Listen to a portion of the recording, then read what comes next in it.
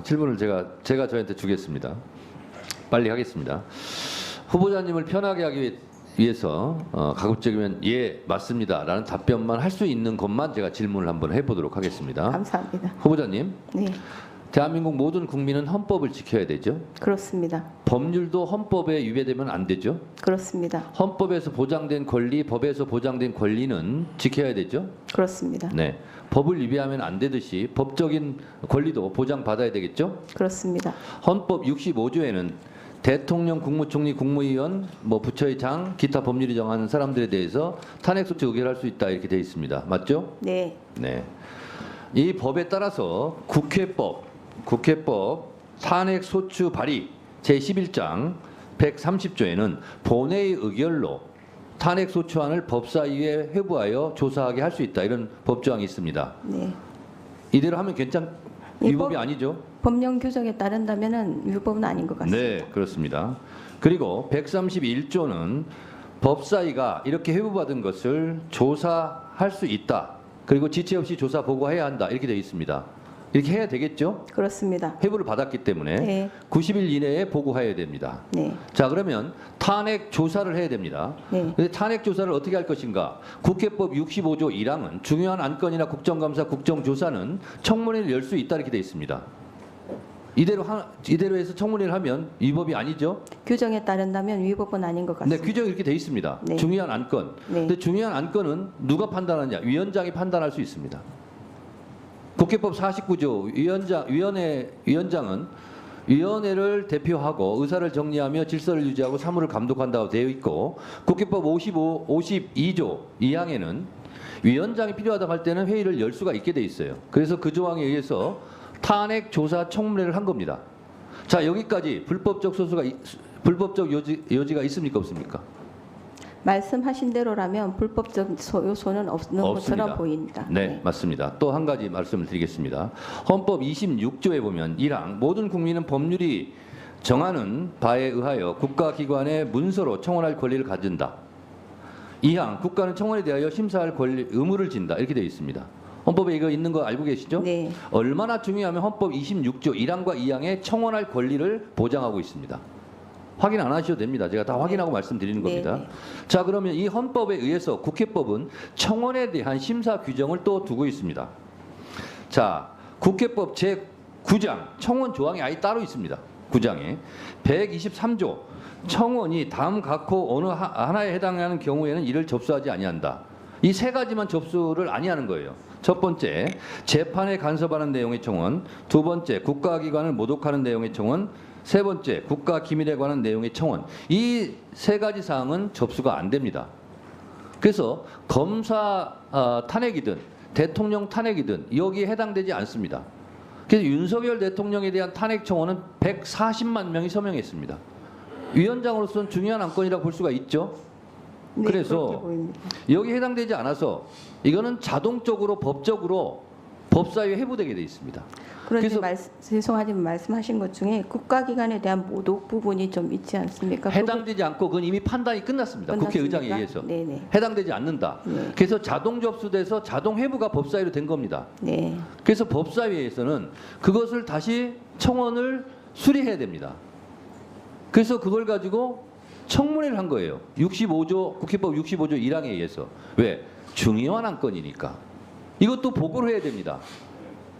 90일 이내에 법적으로 조사해서 90일 이내에 의장에게 보고해야 한다 이렇게 의무조항으로 되어 있어요. 만약에 그 청원에 대해서 법사위에서 처리하지 않으면 제가 직무를 유기하는 거예요. 법이 이렇게 되어 있습니다. 자, 여기까지 법적인 절차에 있어서 하자가 있습니까 없습니까? 위원장님께서 말씀하신 대로라면 법적인 하자는 없는 듯이 보입니다. 네, 그렇습니다. 제가 그래서 후보자께 예 맞습니다라는 답변을 할 수 있는 질문만 지금 한다고 그랬어요. 자, 법적으로 문제가 없다는 것은 절차적 하자가 없다는 뜻이기도 하고 절차적 하자가 있으면 법적으로 의미가 없는 거고 그것은 공소 제기든 뭐든 기각 사유가 되는 거죠. 그럴 수 있겠습니다. 그렇습니다. 그래서 헌법재판소에서 권한쟁의 심판을 할 때 절차가 중요합니까 안 중요합니까? 중요합니다. 법적인 것을 지켰느냐 안 지켰느냐가 중요합니까 안 중요합니까? 매우 중요합니다. 매우 중요합니다. 그래서 우리 법사위에서 벌어진 검사 탄핵이나 대통령 탄핵 청원 청문회나 이렇게 헌법과 국회법 절차대로 진행한 겁니다. 아셨습니까? 예, 그래서 그런데 그것을 헌재에서 심사를 해보니 그것이 인용이냐 기각이냐는 나중 문제고 헌법과 그리고 헌법에 따른 법률에 의해서 국회법에서 정한 절차대로 대통령 탄핵 청원 청문회든 검사 탄핵 조사 청문회든 법적으로 이루어졌다라는 겁니다. 그거를 제가 후보자께 말씀을 드리는 겁니다. 자, 후보자님. 네. 건대 로스쿨 한상희 교수를 조배수 의원이 아까 질문했는데요. 네. 첫 번째 뭐라고 돼 있냐면 검사가 잘못한 부분이 있으면 검찰 자체 내에서 징계를 먼저 해야 된다 이렇게 돼 있어요. 이걸 안 하기 때문에 국회에서 징계 절차에 들어간 것이 탄핵 절차입니다. 그것도 본회의에서 바로 의결할 수 있음에도 불구하고 실제로 탄핵 사유가 되는지 안 되는지를 법사위에서 조사해봐라. 그래서 탄핵 청문회 조사를 우리가 하고 있는 거다라는 말씀을 드립니다. 가벼운 거 하나 물어보겠습니다. 헌법에는 국회의원 수는 200인 이상 이렇게 되어 있습니다. 그런데 아시다시피 국회의원은 300명입니다. 네. 이 300명인 법률이 헌법에 위배될까요, 안 될까요? 이상으로 되어 있기 때문에 특별한 뭐 위헌은 사유는 아닌 걸로 보입니다만은 뭐 어떤 이건 시간 의도에서 관계상- 말씀하시는지 시간 제가 잘 관계상 모르겠습니다. 제가 그냥 여쭤봅니다. 네. 저는 생각은 따로 있습니다만. 네. 자, 국회의원은 3선 연임, 4선 연임을 해도 됩니다. 기초단체장, 이 단체장들은 3선하면 그만둬야 돼요. 쉬어야 돼요. 이게 법의 불공평성 아닙니까? 저는 이것이 위헌이라고 생각을 하고 이걸 개정해야 된다고 계속 제가 주장하고 있는데 어떻게 생각하십니까? 그 부분에 대해서는 국회 입법 형성권에 속하는 영역이라고 판단 생각이 좀 더 듭니다만은 지금 현재로서는 그렇습니다. 자, 그렇게 말씀하셨는데 한마디만 더 드리면 이거는 피선거권에 대한 제한 아닐까요? 누구나 공평하게 누려야 될 피선거권에 대해서 국회의원들은 제한하지 않으면서 단체장들은 제한하고 있다. 그런 측면도 그런 주장도 가능은 할 것 같습니다. 네.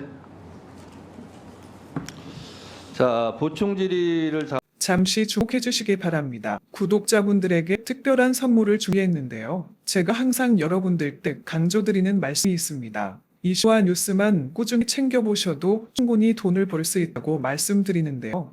여기 보이시는 채널의 영상을 보시면 어떤 생각이 드시나요? 그냥 눈에 보이시는 뉴스와 영상만 보시고 아무 생각이 없으신가요?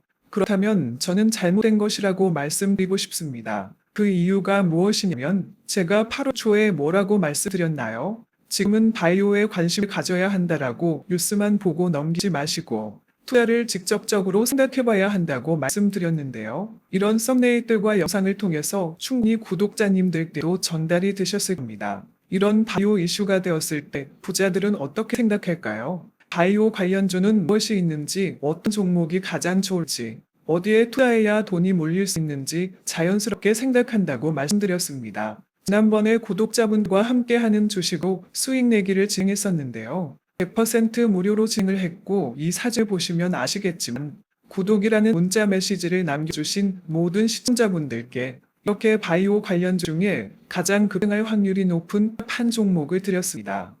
8월 13일에 오점 바이오를 추천해 드렸습니다. 여기 나와 있는 사진을 보시면 정확히 얼마에 매수하고 어떤 종목을 사야 하는지 어느 지점에 파야 하는지 이런 부분들까지 여러분들에게 정확히 알려드렸는데요. 실제로 많은 분들께서 수입을 보셨습니다. 오른쪽을 보시면 아시겠지만 8월 13일에 오점바이오를 소개해드리고 나서 실제로 며칠이 지나지 않고 이렇게 주가가 상한가가 되었습니다. 당시에도 굉장히 많은 분들이 제가 드린 이 종목으로 수익을 내셨습니다. 지난번과 똑같이 구독이라는 문자를 보내주시면 이번에 이슈가 되고 있는 주식 중에 앞으로 대장주의 구시를 하면서 주가가 가장 크게 상승한 한 종목을 시청자분들에게 문자로 종목명과 사고자 하는 시점을 모두 알려드리겠습니다. 이 영상을 보시고 계시는 시청자분들 중에 종목이 궁금하다 하신 분들은 남녀소 시간대 상관없이 이렇게 상대의 번호를 항상 남겨놓고 있습니다. 전화번호 010-5638-2209 똑같이 무료 급등 주식 문자를 보내드리겠습니다. 돈을 받는 것도 아니고 투자를 대신해 드리는 것도 아니고 부담 없이 구독 문자 보내주시면 되십니다. 수익이 나신다면 구독과 좋아요 한 번씩 부탁드립니다.